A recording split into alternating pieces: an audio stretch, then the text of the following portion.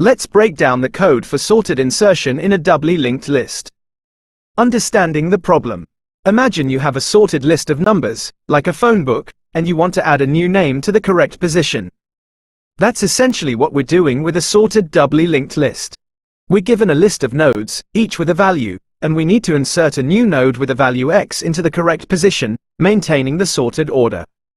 The code step by step. 1. Create a new node. We start by creating a new node to hold the value x. We initialize its previous and next pointers to null as it's not connected to anything yet. 2. Handle empty list. If the list is empty, i.e., head is null, the new node becomes the head. 3. Insert at the beginning.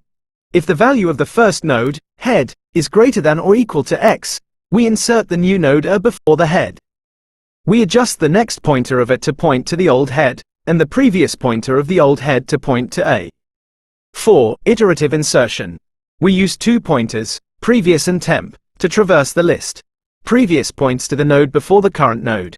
Temp points to the current node. We iterate until we find a node whose value is greater than or equal to x.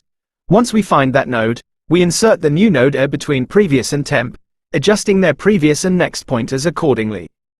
5. Insert at the end. If we reach the end of the list without finding a suitable position, we insert the new node at the end. Visualizing the process. Key points. Doubly linked list structure. Understand how nodes are connected to their previous and next nodes. Pointer manipulation. Be careful when adjusting previous and next pointers to avoid breaking the list. Edge cases. Consider the cases of an empty list and insertion at the beginning or end. Iterative approach. The iterative approach is efficient for traversing the list and finding the insertion point. By following these steps and understanding the code, you can effectively insert elements into a sorted doubly linked list.